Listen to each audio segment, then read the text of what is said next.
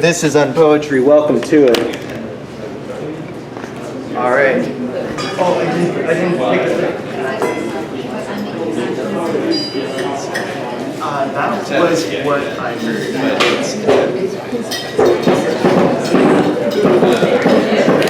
All right, everybody. Is everybody all set up? Yeah. All right. Cool.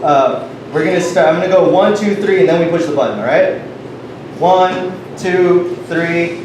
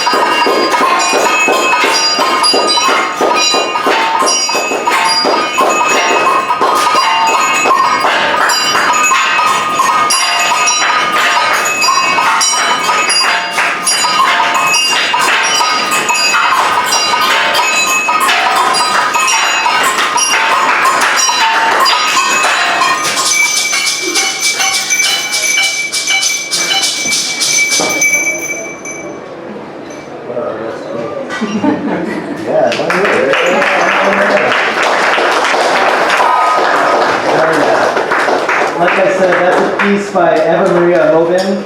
Y'all don't have to put everything back if you don't want. You can just leave it or do what you want. Just please don't take my face. Also, make sure, if you want, to talk to Peter over there about his series. It's called In Series at Vermilion every month. That's where I first saw this piece. So, in terms of what my thesis was, I guess, is like, what is unpoetry? Well, it is something you kind of find from community and have other people experience in a way, right? So let's fucking go further with that. That was more wholesome than I thought it was going to be. Let's go. Kids quick on the draw. All right, who's first? I hope you're here. I didn't introduce myself because I've never met you. Colette Cosner, everybody. Nothing in there. That's fine. Are my glasses again?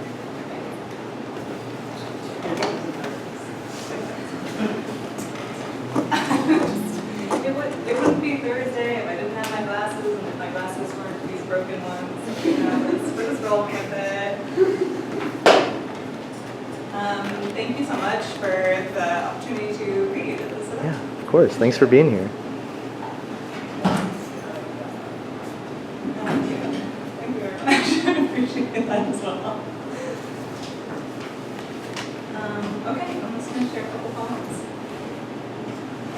My name is Colette.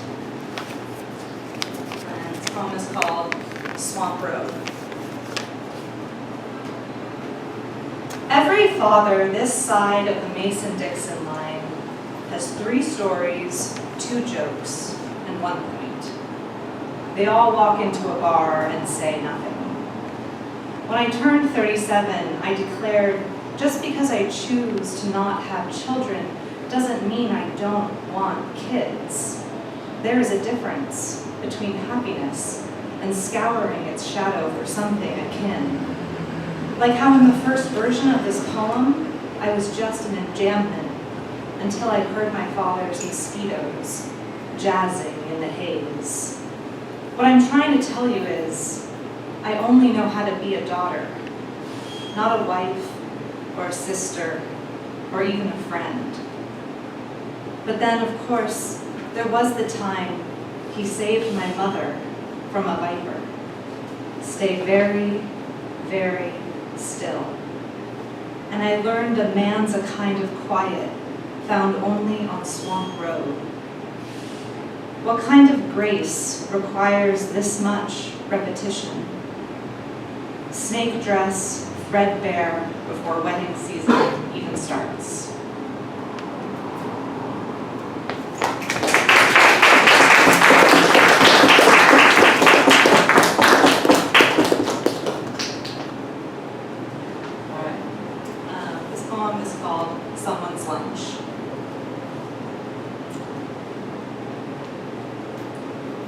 Alone in the woods, trails named after people benches would dishonor, people remembered for ways, not views.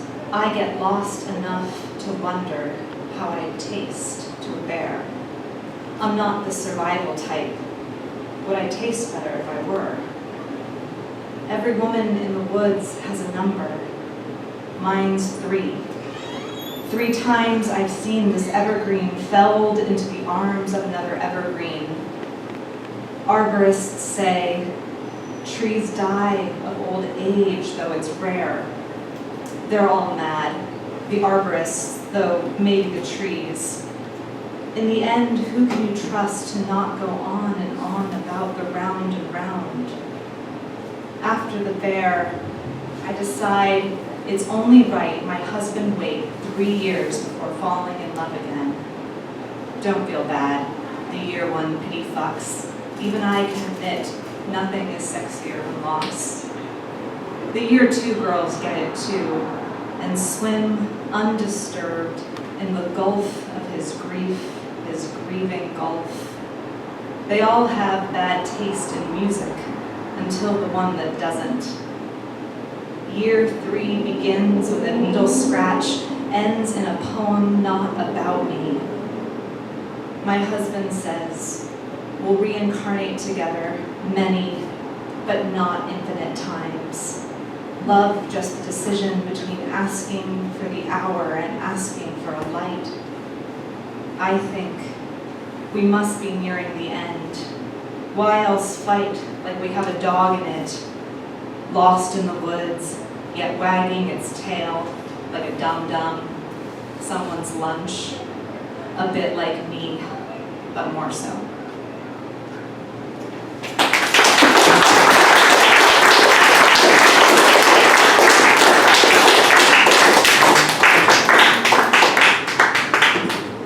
This poem is called Story Goes. Once upon a time, Uncle Jack, he died of AIDS. Once upon a time, Uncle Jack, he died of AIDS, so my father built a cabin in the woods. Once upon a time, Uncle Jack, he died of AIDS, so my father only kissed men from a distance and on Thursdays, and when I was old enough to know the difference. Of course, by then, the cabin was no longer in the family.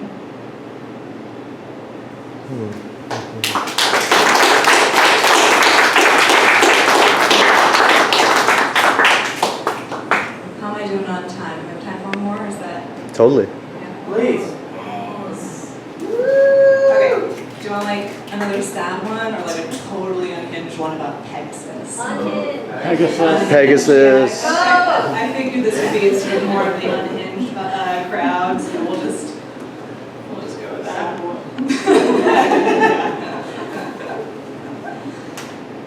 Alright. Okay. The working title for this one is just Pegasus Overwhelmed, but you know, I got some ideas later. Just let me know.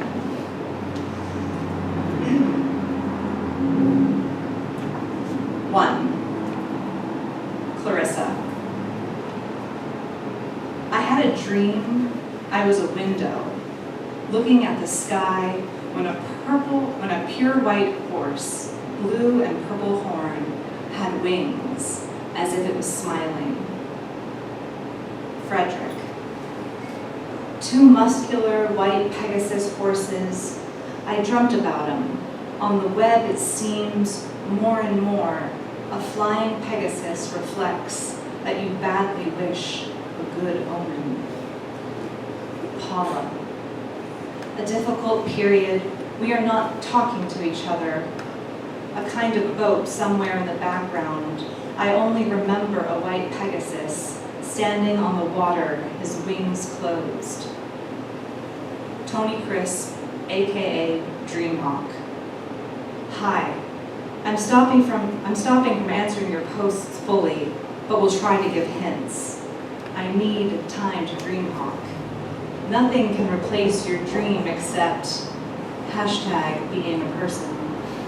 Dreams tend to use our lives. The boat could suggest the ark.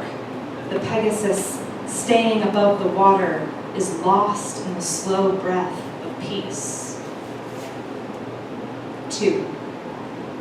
In folklore and religion, we find the sexual reason to develop plain language.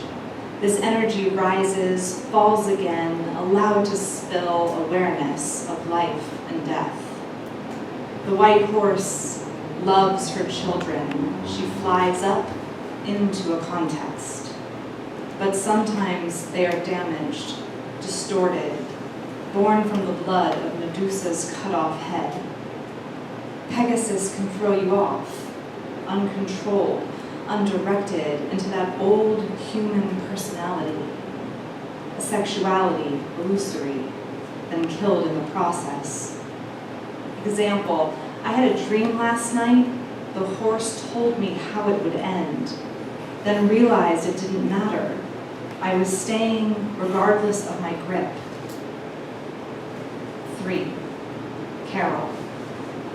I dreamt some weight on top of me, my tummy, hips, 2 forms of lit-up static, winged. They were babies, named Thunder and Starlight. They were mine in another life. Tony Crisp, aka Dreamhawk.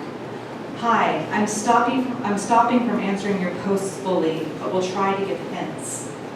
Carol, not in past lives, but in the dual lives we all live, we encounter the death state, an endless wonder.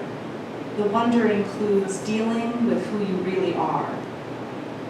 Sade, walking down a country road, a black Frisian horse humming an unfamiliar tune, running in our direction. He flew above our heads, landed by my side. Tony Crisp, aka Dreamhawk. Hi, I'm sorry to suddenly stop replying to dreams like this, but I must upgrade the dream dictionary. I urge you to read your dreams down to the very bottom. 4. Jael. The world was going under. My boyfriend was exploring empty buildings. We were out in the free. In the sky, a light purple horse with wings. I tell my boyfriend, look, the eyes, his eyes are stars. Anna, Tony's assistant. Dear Jael, your IP number shows that you live in Nice, France. If you have had this dream before the Bastille Day attack, then the world is disappearing. Deal with what is going on. Take responsibility for your own empty buildings. Your boyfriend is also your inner male. See also archetype of the self. Chris, 2 white flying horses going towards a bright afar, the light brighter as I'm drawn deeper into the dream. I usually do just words by themselves. I usually do words with music. So I brought a cucumber from my garden, and I wanted to give it away. It's oddly shaped, but does anybody want this weird cucumber from a garden? Vincent, is it? Vinny. Cucumber. Woo! Tzatziki sauce coming up tomorrow, baby. Also wanted, yeah, that's my first offering. Second offering, I learned this one from braiding sweetgrass, tobacco. I'll sweep that up later. Does anybody have any trash they want to get rid of? Probably. Yeah? Okay. I have a little bag you can put the trash in.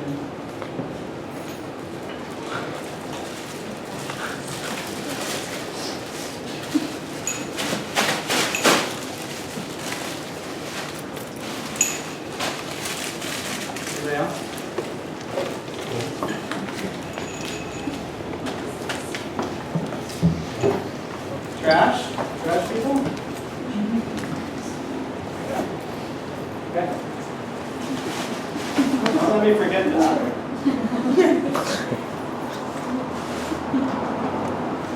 Okay, I'm gonna read off my phone because I wrote this shit on my phone, so keeping it cohesive.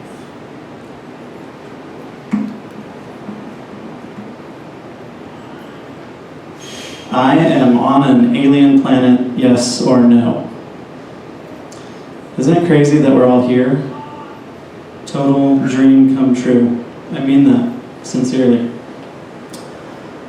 Bob Lazar said that aliens see us as containers. We are all containers. Containers would be a great band name. Probably already a band. Performances are so fraught. Performing is a fraught endeavor because of the spiritual component. The energy can change so quickly, and people are all so sensitive, myself included, and that shit travels faster than light. Everyone's with you, and then suddenly everyone decides at the same time that they're kind of over whatever you're doing. Total dream. I heard someone on the radio today say the phrase, the real meat of the action, and I was trying to figure out how to get that into this piece. I guess I did it. But it occurred to me that Eric, your Instagram handle is bottle meat. True. You're the real meat of the action. Thank you for having me. Whoa. Okay. I'm going to keep sprawling a bit. Clean energy future or diary of a sentient garbage can. We're going to do a thought experiment. And I had like an explanation, but we were talking about it earlier. Explanations are passé. So we'll just go for it. Imagine laughing, but don't laugh. Imagine laughing so hard, and eventually it turns into like a heaving, tearful sob. But don't cry, and keep sobbing. Not really, just in your mind, not with your face, but really let it happen in your mind.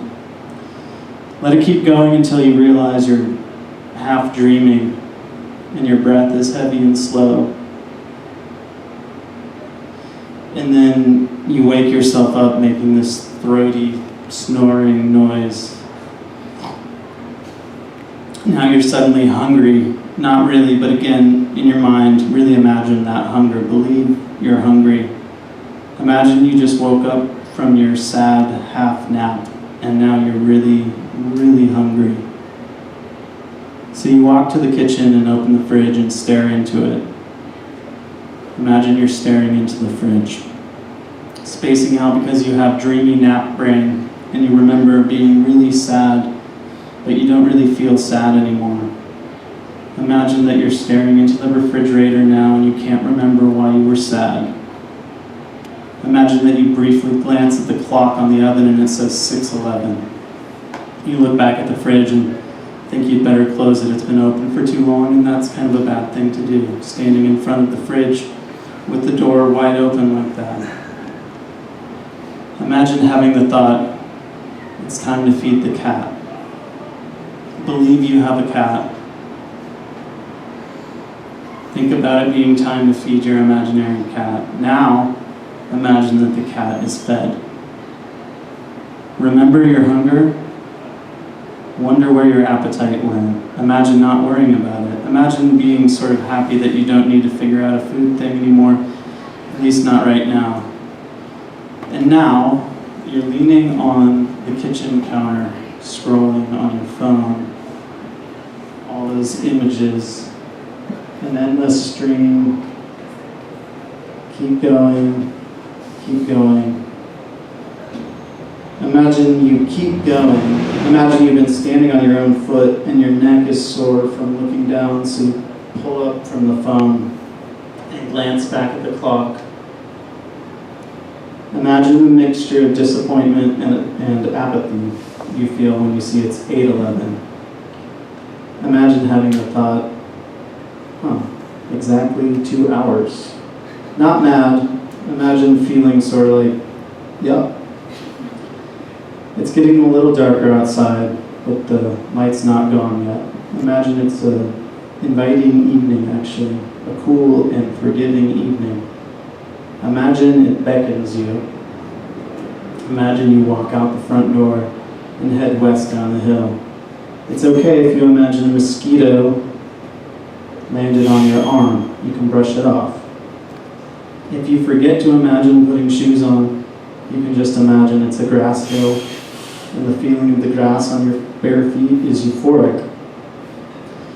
Stare straight up in your mind. Follow the light blue-gray sky past the barely there papery day moon and early stars, past the blippy UFOs and distant flickerings. The color becomes more concentrated, and an ocean of pink lemonade clouds stretch across the horizon. Imagine you suddenly apprehend that the sunset is God. God is a massive, magnificent blood orange sun, slowly crouching behind the Olympic mountains. Imagine you know that the setting sun is God. Obviously, period.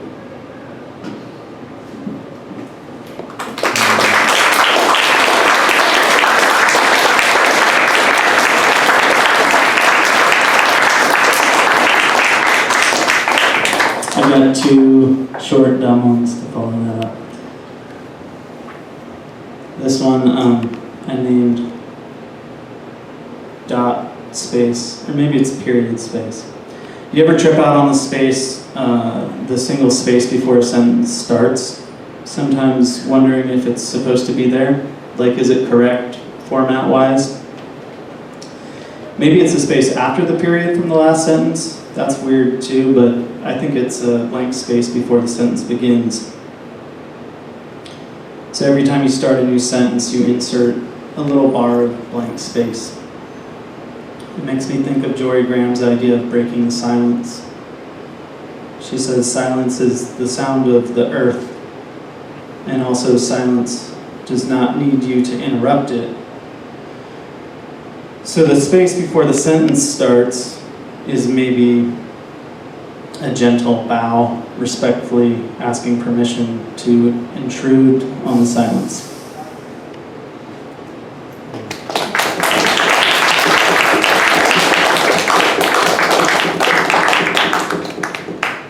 I don't know what this is. It's definitely not poetry.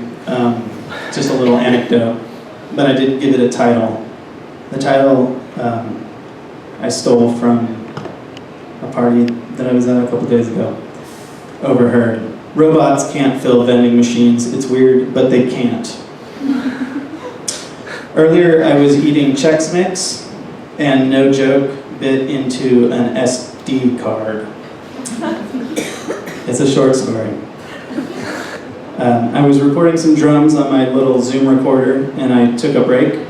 I sat outside with some Chex Mix, and came back into the house, grabbed the SD card out of the Zoom so I could put the recordings on the computer, and on the way from the living room to my office, I popped a chip in my mouth, only it wasn't a chip.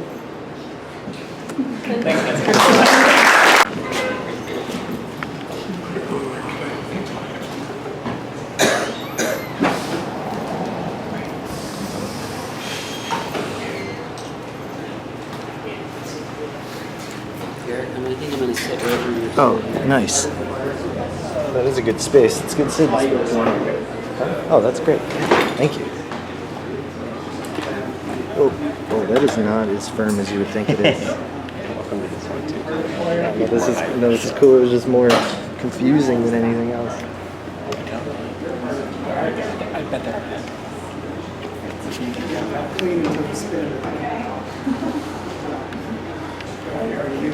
Are you part of the choir? You're both part of the choir. That's great. That's all I have. So what's necessary for that is there will be a cue, and you just come in on cue. It doesn't matter what you do, just make sure it's soulful. That was not the cue. I'm just kidding. You can play with it. So back here, I think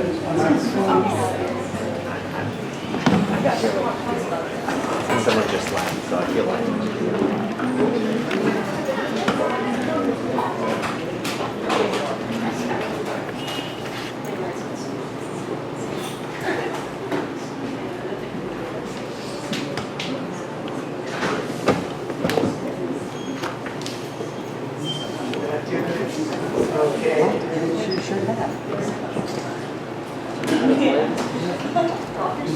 This is going to be later when the energy comes. But before that, some of you are chosen. I think you're chosen. Okay. I think you're chosen. I know you're using like for work. Okay. Do you want to be chosen? You're chosen. Now, while you're at this, it's really important that you start concentrating whether or not you can hear me. One more of you is chosen. Who else is chosen? Are you chosen? That's great.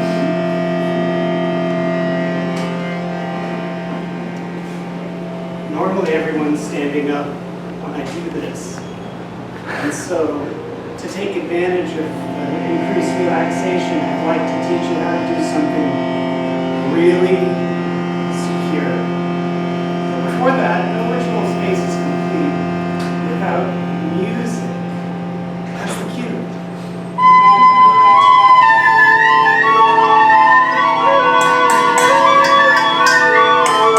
Okay, softly now. I wanted to ask a few questions. Does anybody have one?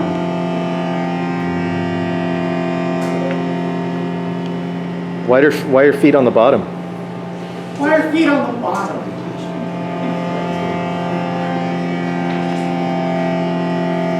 What would be on the bottom otherwise? Stomachs? Hands could be on the bottom. Could you show me? I wish I could do that. No, that's the cue. We're on the bottom.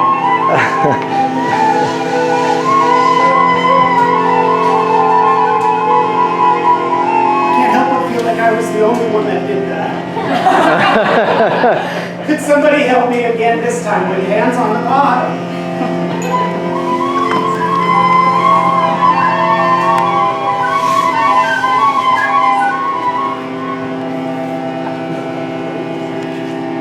I wanted to ask more than one question. Does anyone have a question?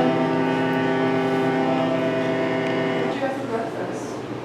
You asked the last question. I asked the last. That's the cue. You had a question. My birthday. I'm so glad you asked, but I know you all already knew. My birthday is September 3rd. This was organized in my honor. Happy birthday. Happy birthday. Woo! I'm glad we're together, and today I want to help you be that too. But to start with, I need you to know that you can trust me. But in order to accomplish that, I need to figure out how to prove it. What helps you trust me?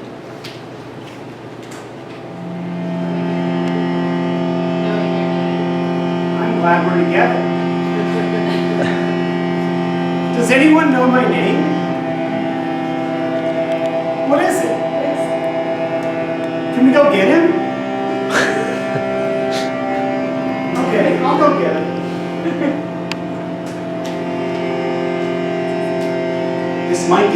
This mic is on! Yeah. I'm Winston. Did that help? I don't think anyone trusts me a little bit better. It has something to do with the way that I'm walking, and that it's clear that I'm in character and I'm violating everyone's space, breaking the rules of the audience. Do you know how to help everybody trust me? Do you know how to help everybody trust me? Do you know how to help everybody trust me? I'm starting to feel like it's me. But I'm a professional. Maybe you could sing? I'd love to.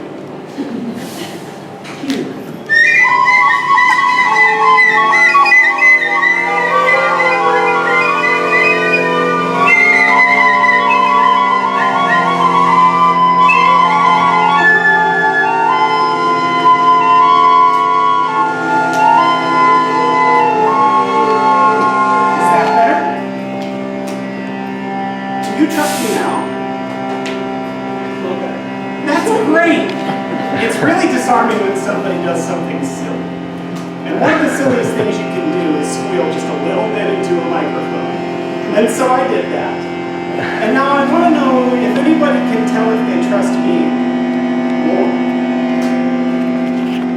Dang. I feel better. It's a standstill. You do? A little bit more, yeah. How do we push it? What would help everyone feel more comfortable doing something vulnerable in a public space, talking to a person intentionally trying to alienate them? You got an I didn't idea? understand the question. How about your social security number and mother's maiden name? My social security number and mother's maiden name? Wish I knew. Gosh, it's hard to have an identity. He's already left, I can call him. But before that, could we dim the lights? Nothing makes people feel safer than less vision. We can figure out. We can turn them off, maybe. But to get started, I'd like to take everyone on a journey.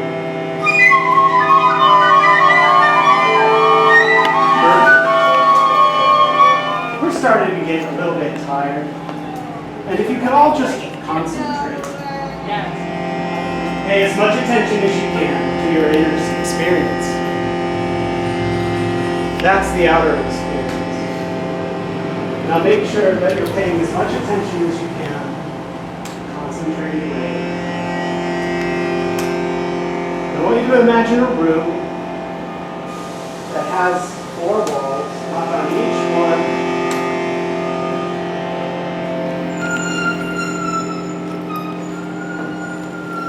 There's way more than 4 walls in here.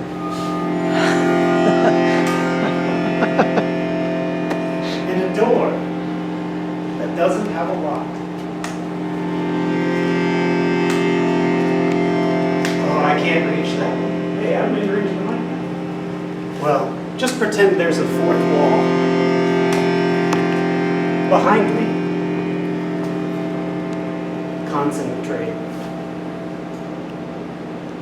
And you could imagine that there's honey falling down your spine. It's real honey. It's warm. And it's sweet enough to invite something that isn't ordinarily here.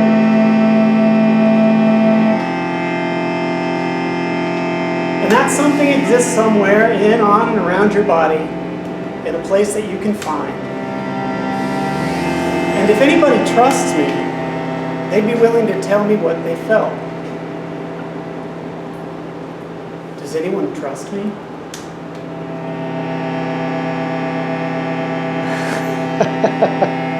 Well, some of you were chosen. What did you think? Can everyone find slightly uncomfortable somewhere in, on, or around your body?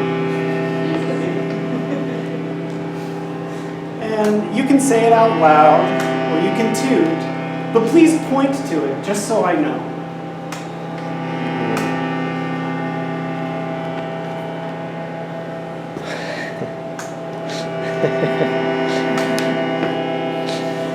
And if one of you were to be so bold as to let that thing talk, could we talk a little bit?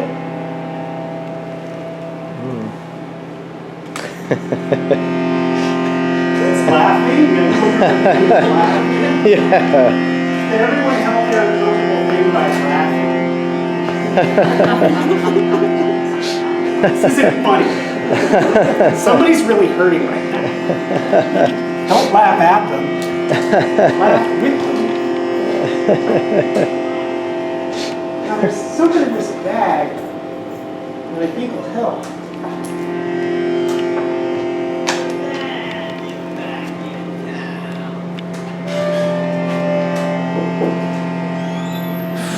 I'm here! Okay, welcome.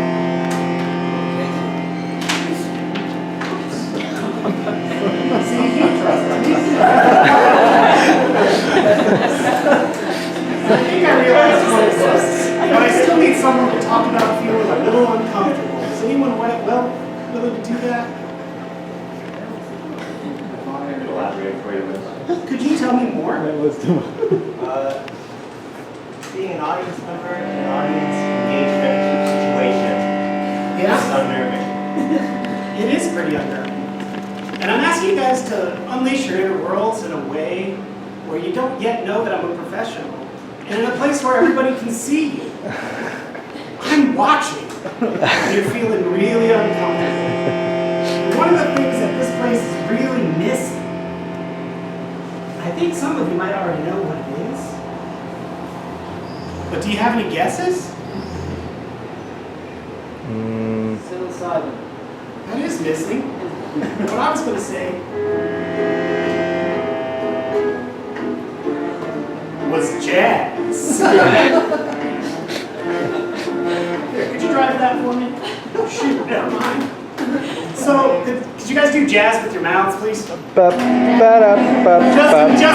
gets back.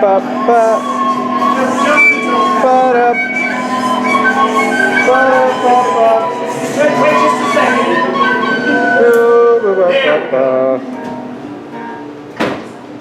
This mic didn't work at all.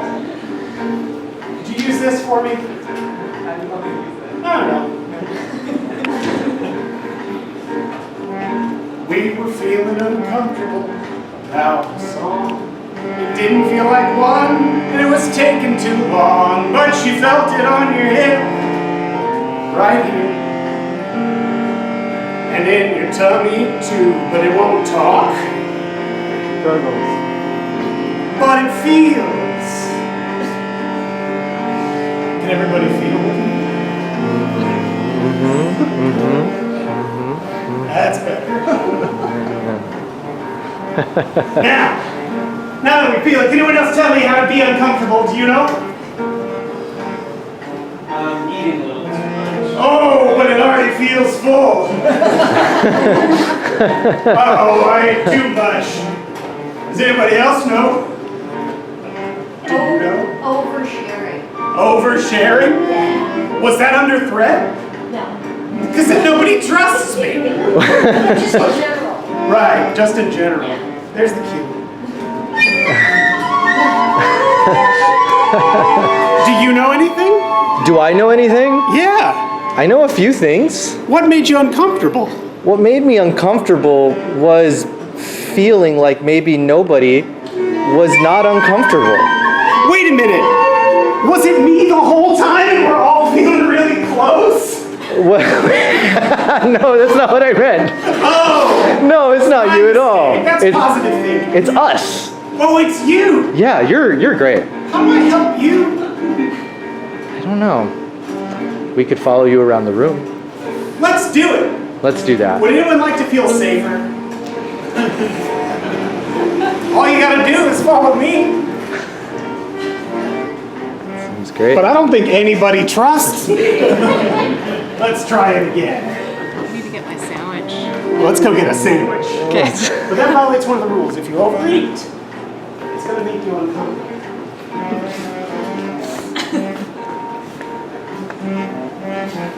Now you were chosen.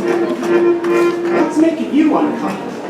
In this moment? I don't know. That nobody trusts you. Do you trust me? Of course. Well, then why aren't you following me around? No duo with direction. Don't follow me around.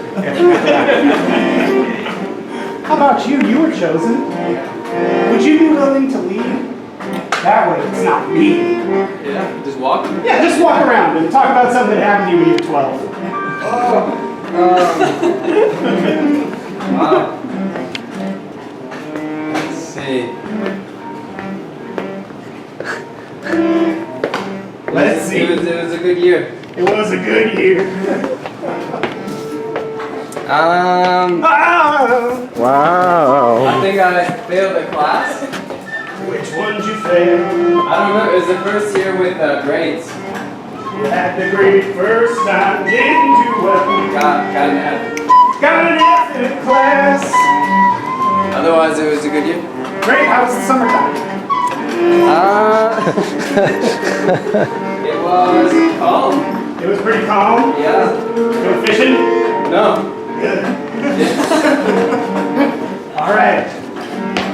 Does anyone else remember anything from when they were 5? Do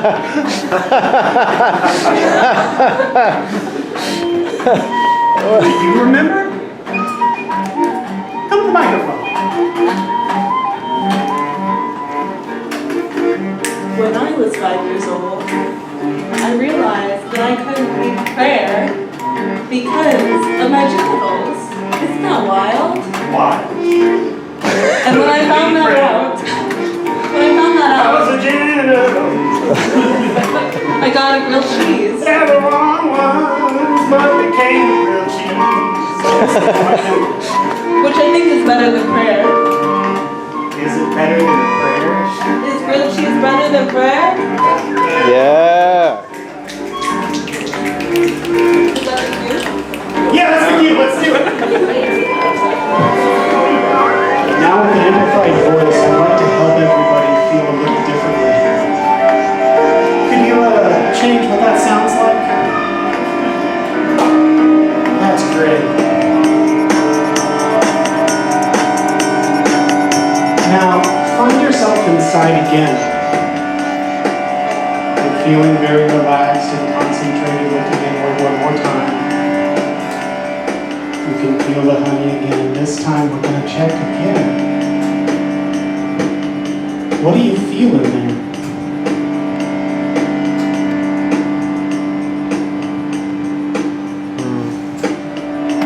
If you're chuckling, it's because you're not looking inward and you're watching my hips. What do you feel inside? You seem pretty calm. How did you know I was talking to you? Holy cow. What do you got in there?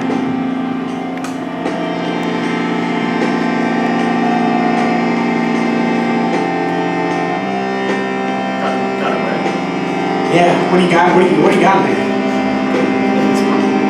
No. What do you feel? I felt a little ticklish at the thought of honey running down my back. What came and ate it? A raccoon. Tell us what the raccoon represents in your psyche.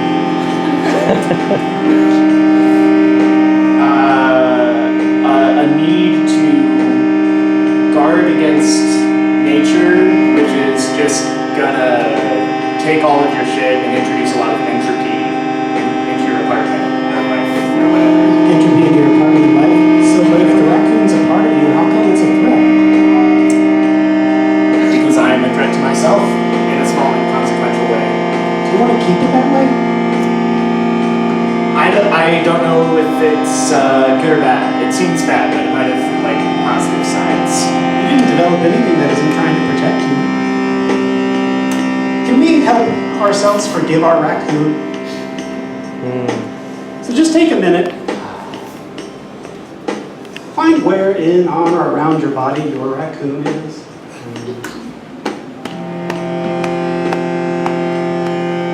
And just thank it for all its hard work. Thanks, raccoon. And then ask it to go wait in that room instead of gobbling up your honey.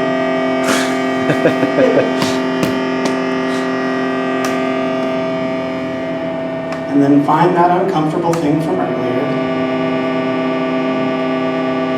And ask that to go wait in the room too. And then find something that's ready to go. It could be something happy, something that didn't want to be spoken to today, something that reminded you of alienation, of jazz, or hips.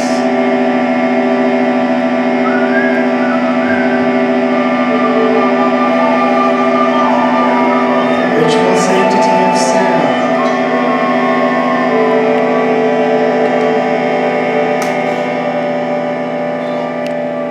And then finally,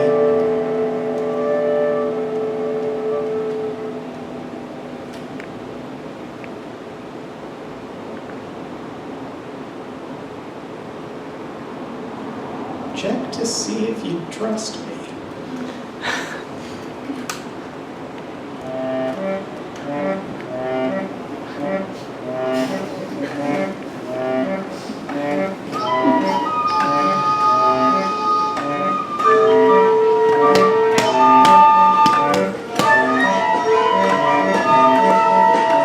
It's easier to trust when you're playing around.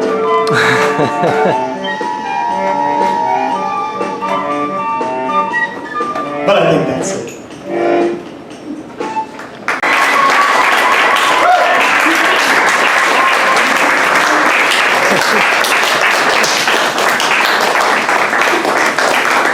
I've lost track of who's next. I think someone is next that might be, yeah, Tyler Dupuy, everybody.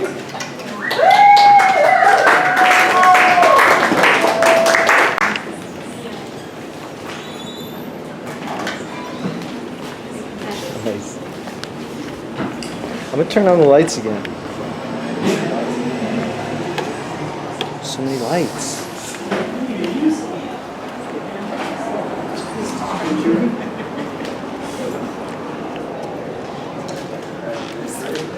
That's mine.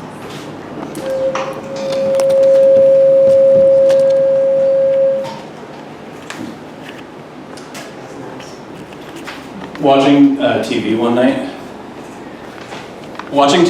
I realized I had gained a complete understanding of the undeciphered glyphs of the Rapa Nui people of Easter Island. There was a show about them on PBS, and when they pictured those long elliptical tablets that looked like driftwood covered in hieroglyphs, I knew instantly what they said. As casually as you are reading or hearing these words now, I saw those symbols and knew within me what they meant. I looked up other pictures of other tablets on Wikipedia, and sure enough I could read those too, which got me clicking the related articles tab for undeciphered texts, and I found I could understand them all.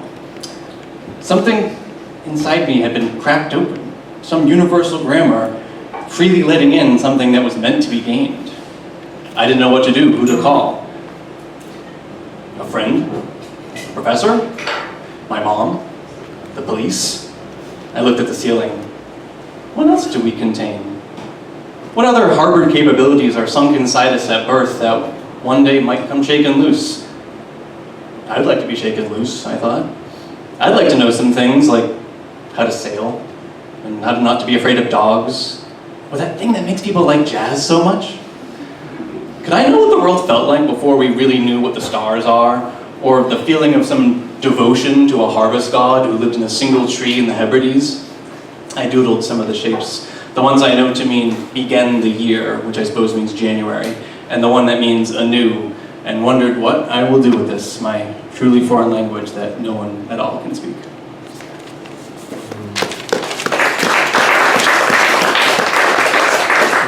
I'm Tyler, by the way. That was a poem or short story or flash fiction or prose poem, I don't know, called Rongo Rongo. And the rest of these are kind of similar. This is called Pythagorean Expectation. We got 86 sometime after midnight and walked between the trucks there in the dark desert outside of Las Cruces, still arguing about the utility of certain baseball statistics. Inherited runners, defense indifference, ultimate zone rating. We followed a hippie to a house with a burned out boat in the yard. Inside, his elderly mother showed us how to perform a center deal from a deck of cards, which depicted various North American waterfowl. She was pulling out aces left and right, no matter where we put them back in the deck. She said that only a few people in the country had the handshake necessary to pull it off. She said that she'd learned it from the best, but he was doing time now for poaching horseshoe crabs out of Pensacola Bay. You know, their blood is blue, she said, and it can cure certain diseases. You know that everything is evolving towards the crab, she said. It's called carcinization. It's just like nature wants us to become a crab. The TV started saying good night to America and all her ships at sea. By this time, Tom had finished bagging the speed, and so we split. There was somehow already light in the sky, but the radio was still only fire preachers. The baseball debates returned. Defense, independent component, value over replacement, Pythagorean expectation. We passed Truth or Consequences, a town named after a forgotten game show. Once we started to see mountains, I began to drift off. Someone asked me what I was thinking, and I said, pensado en la mortalidad del cangrejo, and clapped my hand over my mouth.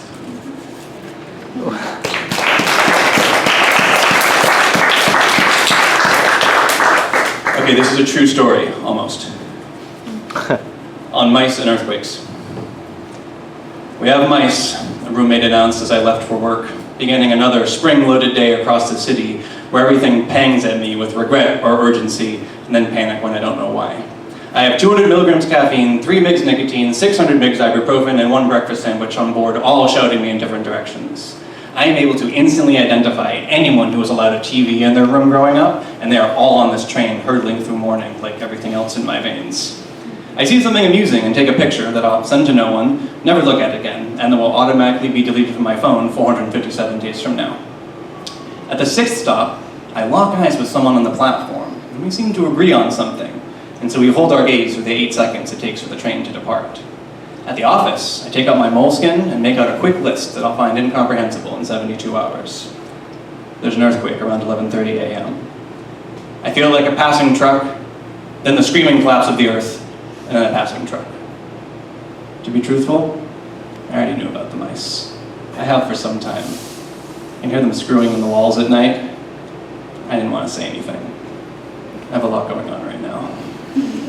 The train that hurtles towards evening is like the morning train's weird cousin. When I get in, the roommates look insane in their eyes. Earthquake, I ask? But no, They caught the mice, and had been busy stamping them to death in the yard, and hadn't felt a thing.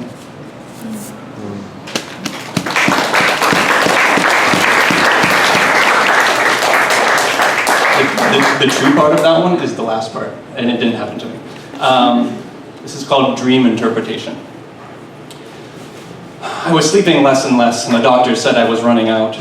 Dreams were now tape-jittered reruns, recycled or indistinguishable from supermarket aisles and night key fumbling, mirror shoulder signaling, all the forgotten and scattered components of a life. I began to get disoriented. I bought a truck I didn't need.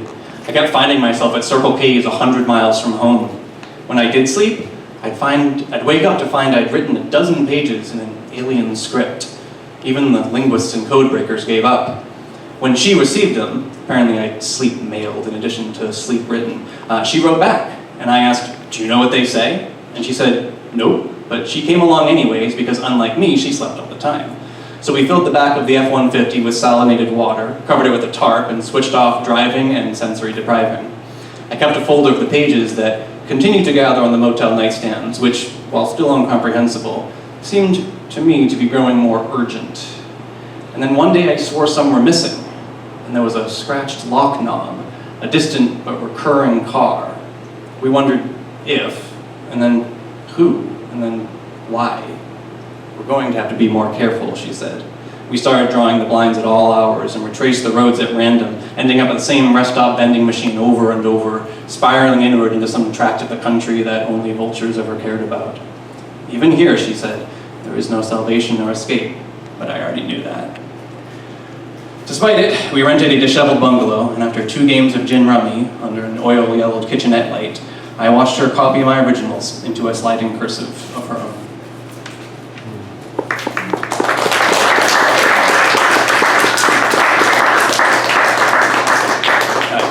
I got 2 short ones, and then one more. All right. This is called Warm Even at Dusk. The tomatoes are melting in the kitchen. The linoleum is peeling up.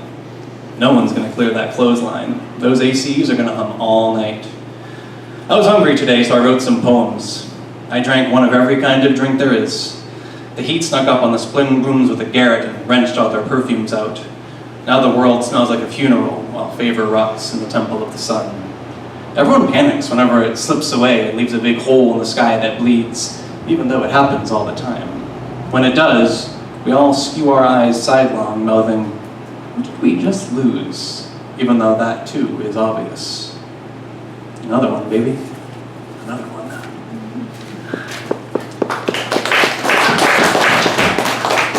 This is also a true story that didn't happen to me. It's called Historians. They're building something next door. The Tyvek snaps in the blue night. When her ex moved in, they've been unable to agree on a mattress. She preferred hard, and he soft. So, they cut theirs in half, and taped them together. And they've been building that thing next door for so long that the Tyvek snapped on those blue nights too. But now, though, she is laying on the soft side, and the man she's just fucked is on the firm side. They're both from coastal towns, so the plastic flapping reminds them of sails in the harbor. But what about the others? What? The other halves. What did you do with the other halves?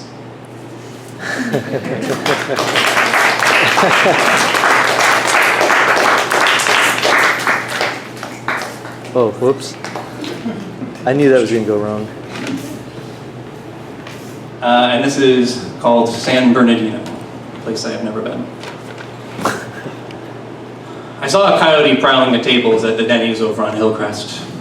At some point, they told us the world is ending, and we've been here ever since, the last Taco Tuesday on planet Earth.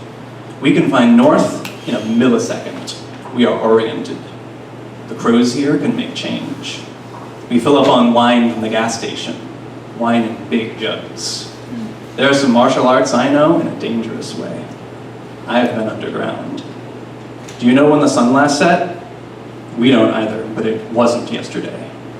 Trevor's cousin lives in a black-lit room with a machete, reptiles too. I once saw a man stroll across every lane of the 215 without stopping, his hands in his pockets. His tattoo read, "R.I.P. Chili Ray." We burned a bicycle in the middle of the Santa Ana River on Easter morning. It's not like we don't have devotions. Kingdom come and kingdom go, you know? It's true that the lair of the inland emperor is below a touchless car wash on Waterman, and it is known to me. There are certain... Wait. No, not that one. The other Denny's on Hillcrest. The good one. Listen, I once saw a coyote prowling the tables there around 4 a.m. I think it was a Saturday in December. I had the All-American Slam. I don't think anyone else noticed him or cared. He was so thin and smiling in that real bad kind of way.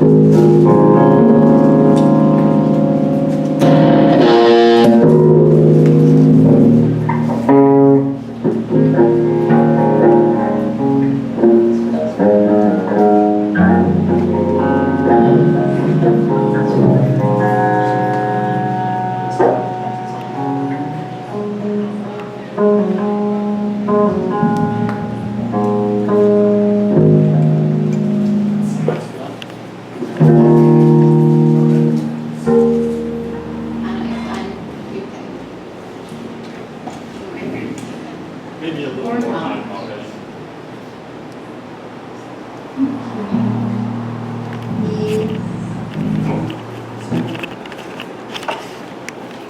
Start again.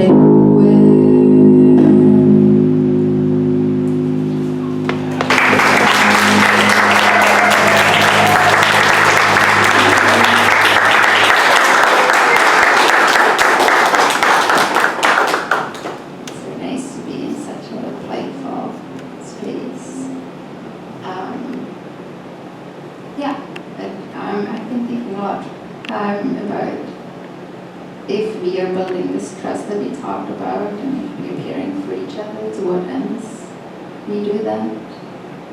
I've been feeling pretty heavy today. I have a friend in Gaza and I haven't heard from her in 3 days. And we all know what that means. The song is about the things that we could do. Maybe if we would harness the things that we do here and bring them out.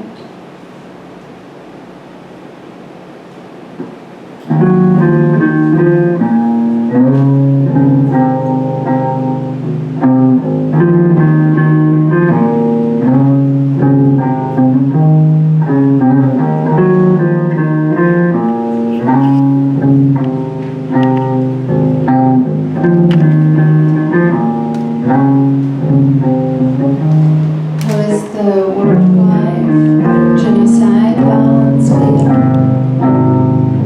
between the scrolling and the hustle for the next bullshit job?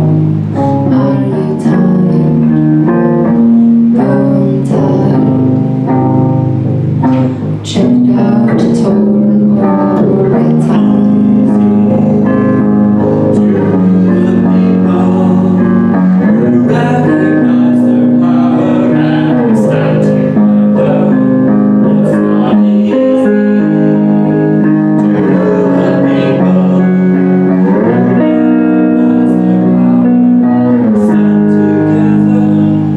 How is life in the belly of the beast? Have you learned yet that you can't be well when people around you are not? Are you tired? Bone tired? Checked out or starting to get ready to fight?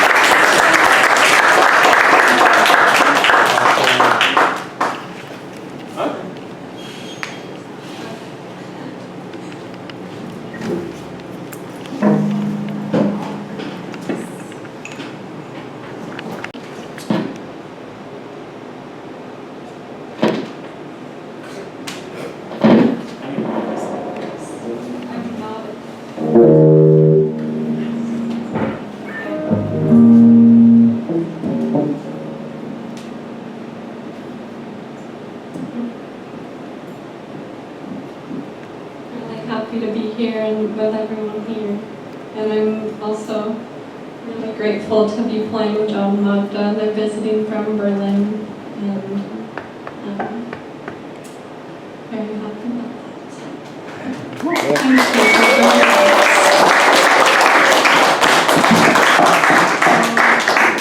Thank you.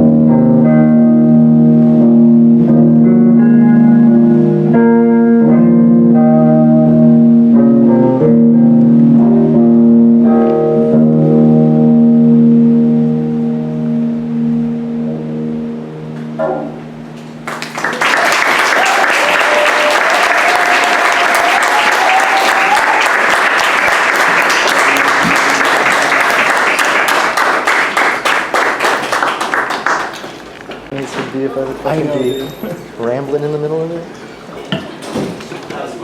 Oh. I can. Sit.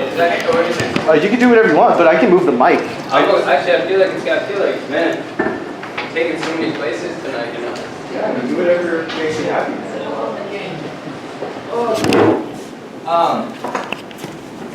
Thank you to everyone for what a great night. Like this, I thought. Anyway.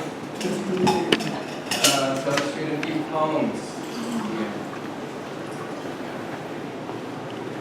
Caught in the cusp of the almost of being, I reluctantly retreat, moving East End theater districts, night crooks, and trench coat armies to an avenue of rain. Moving direct, caressing the infancy of a nation in oversized alleyways, bookshops, and weatherheads. Piercing the night eye with blue strands of nothingness to demonstrate there truly is no alternative to the dead of becoming.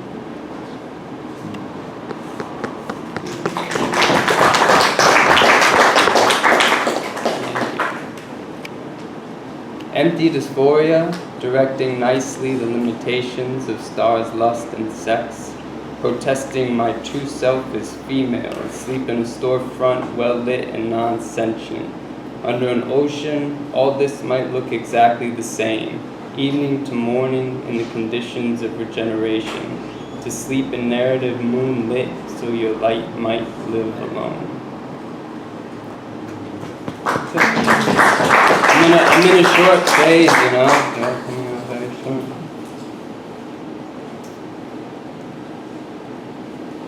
I'm working on a mixed media piece for like a dissertation of time spent in Southern California, and this is one of the pieces that will show up on that next year.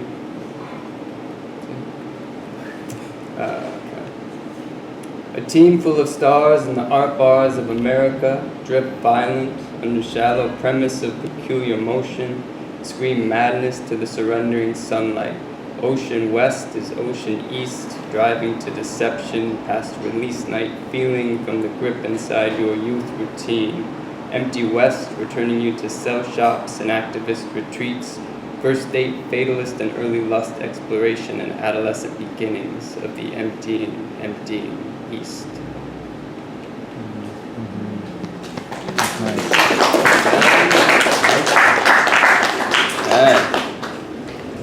This was recently went to Australia last year, and this was about running around with a few people. Can everybody hear me okay, by the way? I feel like I'm okay. I regret it. I mean, it's still like... It's okay. A minute. Okay. Last night's party was a spark, emptying borders to the new ones around you. You don't escape places like that, you create them, in the outcome exchange of scenic rotation. Where you're from is what you live by, so release now basement ecstasies, chance evenings, enchanting others. Prove yourself in bedrooms, the meaning will become meaningless, so record this phase. Record your friends, pulling friends into resolution, and evolutions of sadness that pollute your Saturdays until youth fits into an esteem of rages. But know this, an education of disclaimers offers no real safety in the noose of addiction, nor does the security paid for affiliation to experience. And thought-out notions of better days and other places remain useless when truth and consequence will always remain the same.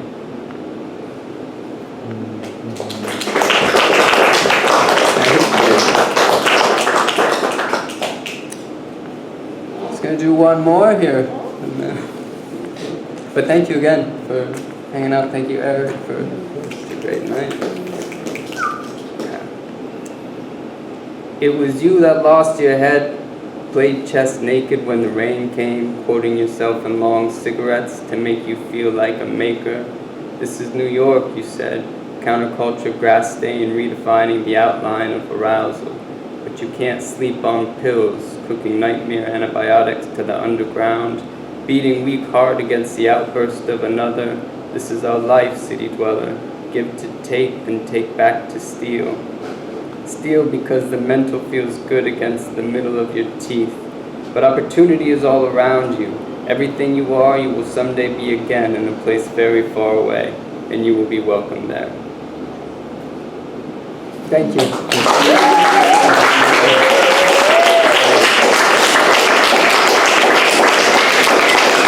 And also for this space. What an amazing space to host something like this. Really. I'm going to read a couple poems. In the spirit of unpoetry, I'm going to read my most esoteric and unpublishable book. Because where else the fuck will I read? This is called My Way, a lesson in semiotics and staying cool. If you doubt the power of a symbol, of an utterance or hymn, think to the Philippines, where the paper is worn. Don't even think about Frank Sinatra and San Mateo late at night. They are only sounds and notations, scribbles and cawing, but we believe they are more, and so they are more. Don't even think about Frank Sinatra and San Mateo late at night. Leave your sweat in your body, leave your blood in your body, leave the signs in your mind before they can become accosted by context. Is it simply dangerous to draw breath, or is it an incantation to summon machismo incarnate? Would that make Frank a shaman of sorts? Frankly, if I was subjected to multiple caterwauling renditions of the old crooner's hit on a regular basis, I'd likely want to murder somebody too. So there's that.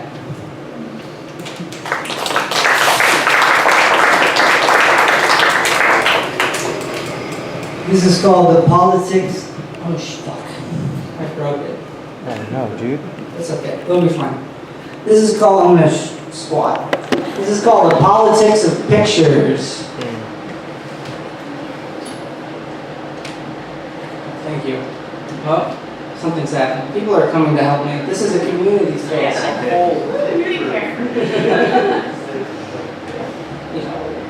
don't know. Not that tall. Short. All right, this is fine. It's fine. I'll make it work. Perfect. This is called The Politics of Pictures, also known as the Short King's Anthem. The poet said, start with the image, speak to the eyes, as if Renoir's palette dripped with the pigments of the signified, as if his young models carried their blood like a film on top of their blanched skin, as if he could see it glinting against the Parisian sun, as if he could translate it into divinity the way the sunset translates mountain ranges into numinous shades of purple and golden light. His failure is ours, so start where you like. The image is a lie too, perhaps even more brazen in its deceit. Beware concrete. Beware the twinkling veneer of the tangible and the material. There is honesty in quicksand. There is honesty in all of us until we attempt to make it known.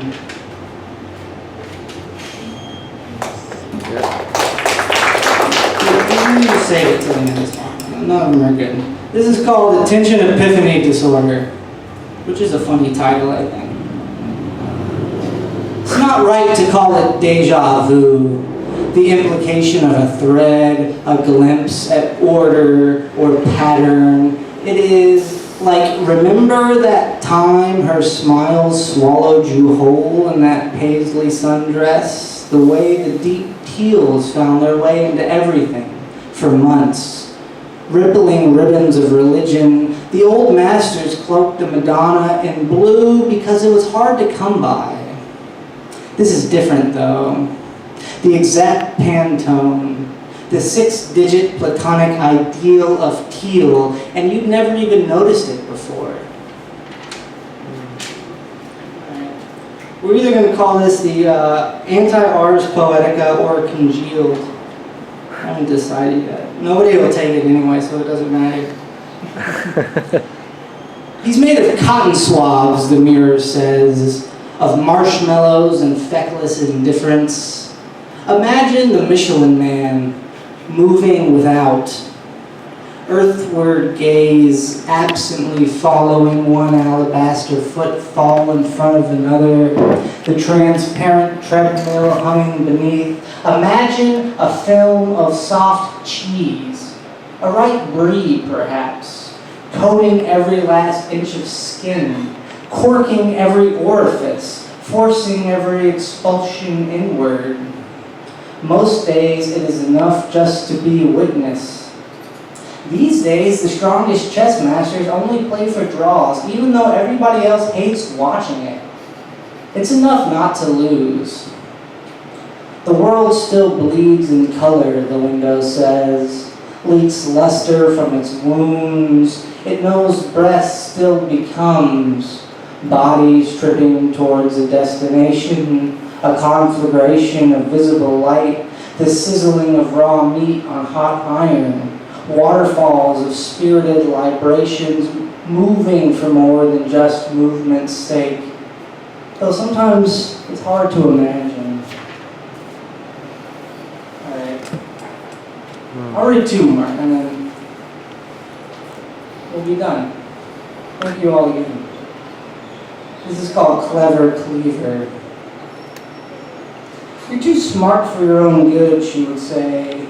Ever seen a light bulb, back patios, summer night, rural south, somewhere sticky, Pall Mall fog, corn liquor dew?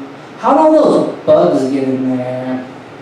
Gotta be smart to die reaching the light, the deal, that fire, burning you up at night when there's nothing else to do but burn. Gotta be smart for a bug. This last one's called I Ain't Scared of Nothing, which is true. I'm fearless.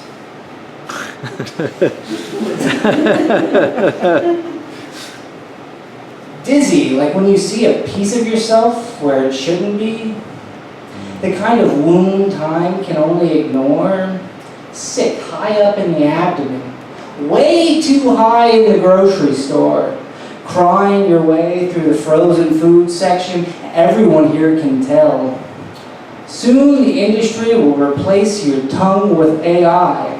Too late for backup plans. How about a nice tint instead? It's not darkness creeping across your peripheral. It's unadulterated absence. The space that came before. Oh no, now you're thinking about that space. It's totality and the whole concept of infinity, and you can't stop. By the way, you've forgotten your pants. And of course it's the boxers, that one with the big hole right in the crotch.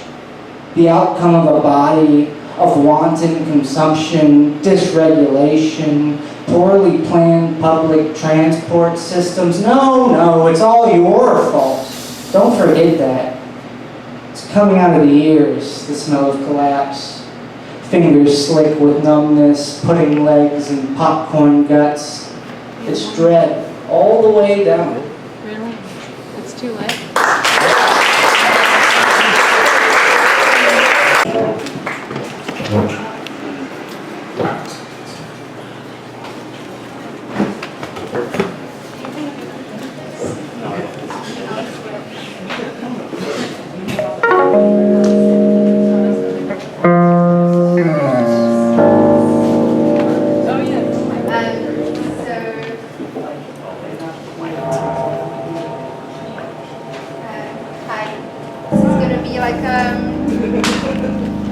Participatory poetry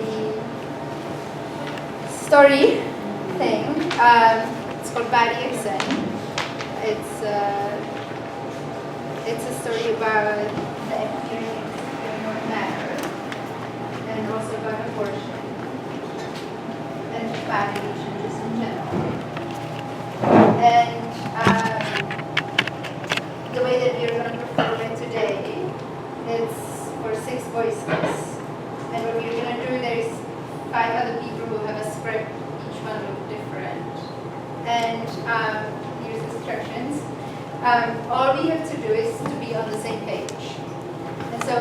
whatever you have on your page, you can read whatever, whenever, however you want it. You can read one letter, you can get stuck on a word, you can sing it, you can shout it, you can whisper it, you can do movement. It's yours, it's not mine anymore. Just try to watch me, and when I drop my page, then we all turn a page and you're on the next page until we're done with the pages. Good?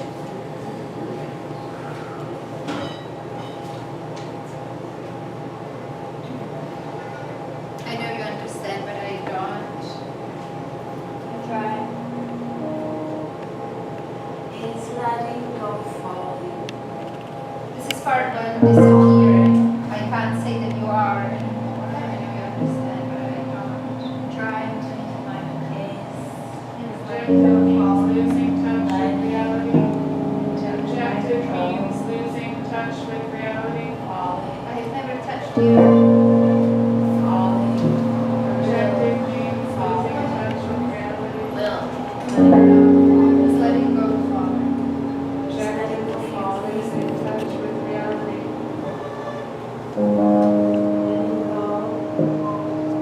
I've never touched you. Falling. Touch you with my hands, I mean you in response of me, myself. Objective means losing touch with reality. Objective means losing touch with reality.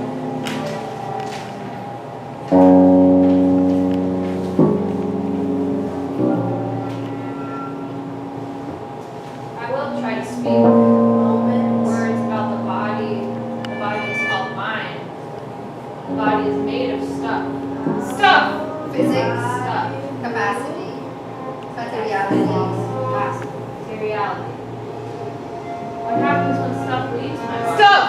In what moment do you stop being me? In what moment does it stop being me? It's letting go falling. How do I move? Just let it go fall. It's letting go falling. It's letting go I have falling. immense capacity for expansion. It's letting go falling. Where do I hold all of this? Is the capacity of an object, and by object I mean me. How holding all that move? It's letting go falling. What happens when parts break off? It's letting go falling. It's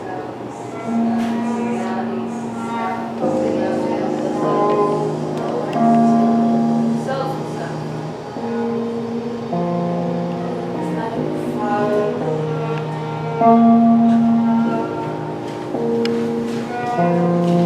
I will try to speak. I will speak from where I am, from what I can as I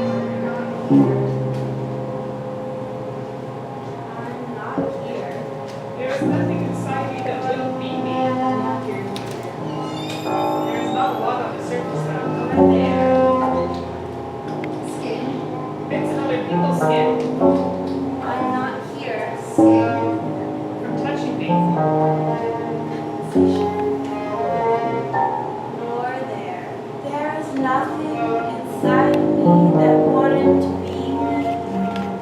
There is a lot on the surface though. Skin. Bits of other people's skin. On the surface though. Stardust. How do I move? There is nothing inside me that wouldn't be me. There is a lot on the surface though. Stardust. Stardust. Bits of other people's skin. Stardust. Stardust. Stardust. Stardust. Stardust. There is a lot on the surface though.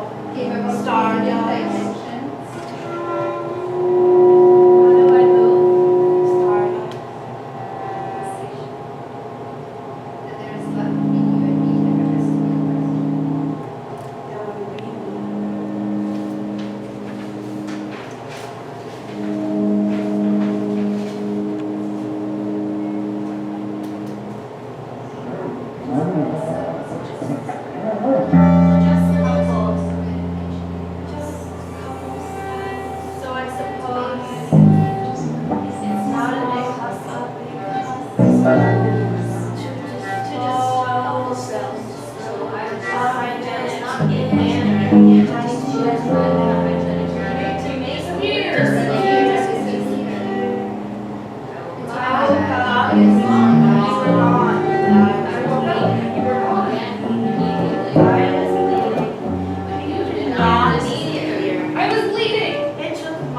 body It's days about to the realize self-realization. it didn't have to grow. But you didn't have to Not grow. disappearing. I was bleeding and But you did not disappear. it took my body days to realize I didn't have to grow you. It took my body days to realize it didn't have to grow you anymore. I woke up and you were gone.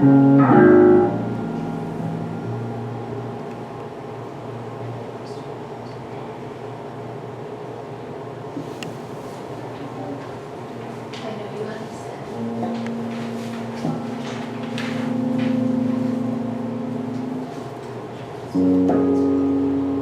Letting go falling.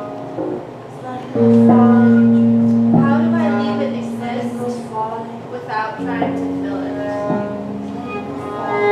When I'm alone in my body, that's when all sense leave me. Letting go falling. I know you understand. Letting go falling. Letting go falling. How do I leave it exist without trying to fill it?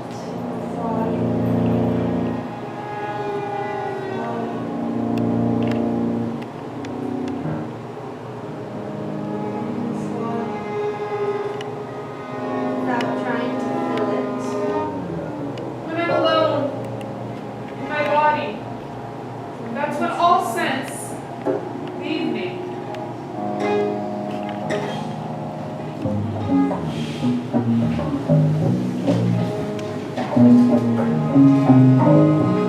This is part 2 of the body.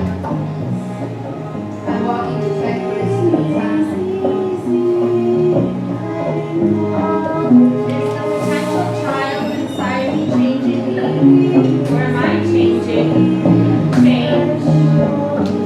Realize that once such separation behind the body, mind changes. Body. How do I move? Mind and body. Mind times body. Mind and body.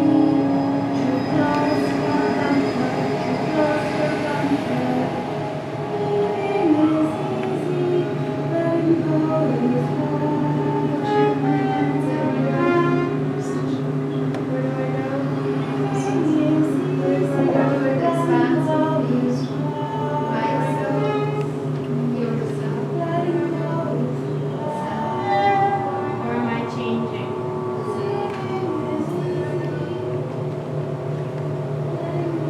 Keep up the concept of separation, mind and body. Come undone instead of becoming whole.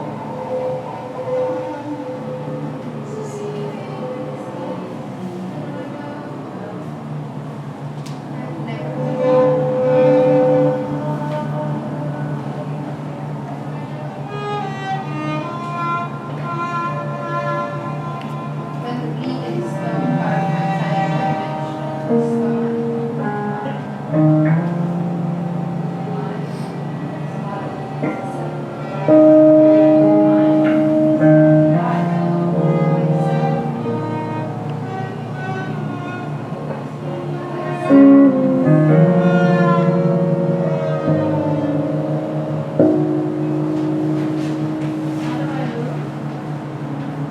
Where do I end?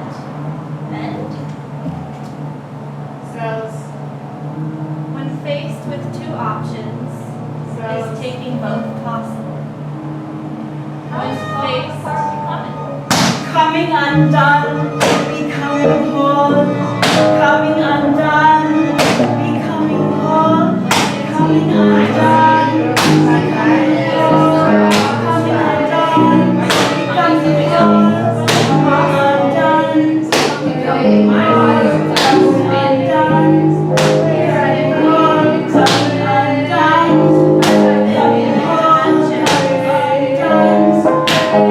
whole, undone, becoming whole,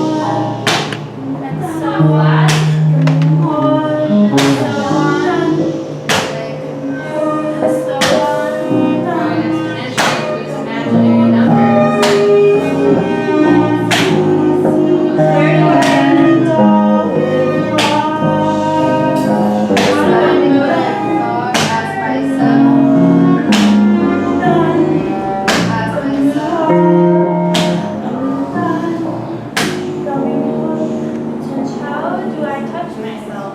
It almost felt alien. Touch? It almost felt alien. How do I almost felt aliens and comfort myself? It almost felt.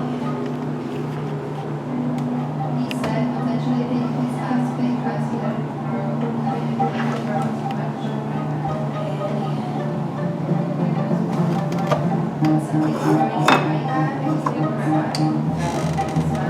If my body can produce other bodies, and so on.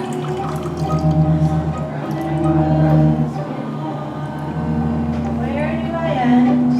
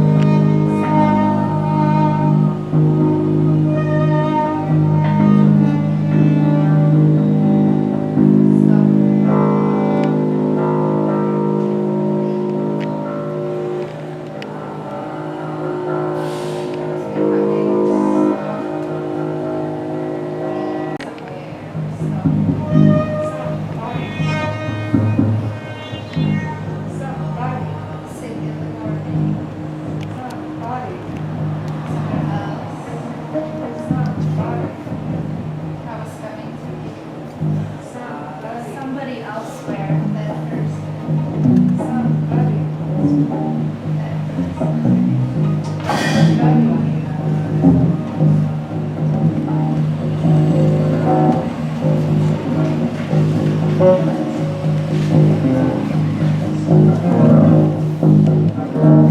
How do I comfort and hug myself? Myself. Change is happening. Who is changing who? Is the potential child inside me changing me, or am I changing me?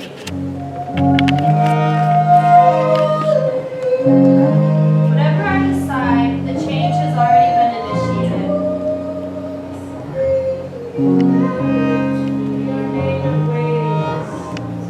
Part of me wanted to protect and nurture you.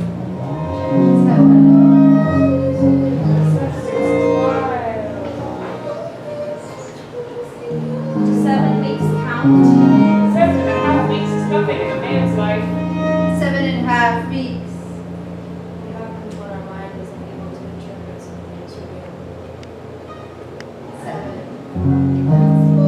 7 weeks count. 7.5.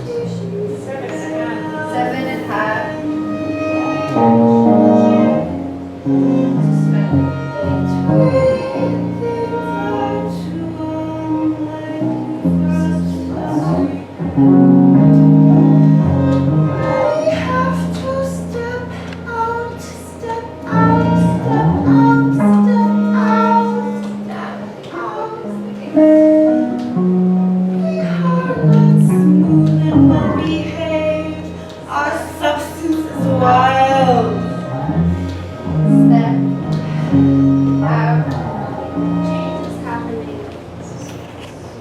Changing you.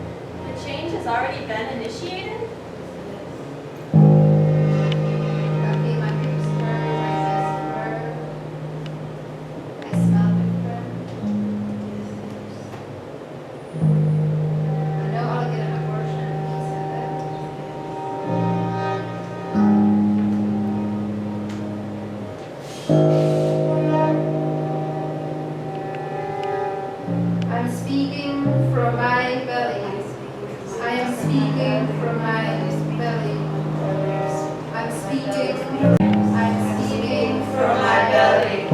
I'm speaking from my belly. I'm speaking from my belly. I'm speaking from my belly. I'm speaking from my belly. I'm speaking from my belly.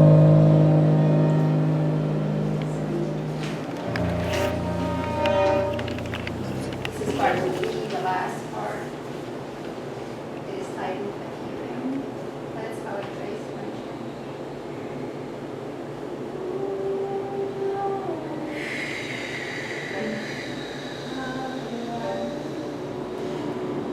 Breath. That's how we measure time. What is there to say? See, you already have it.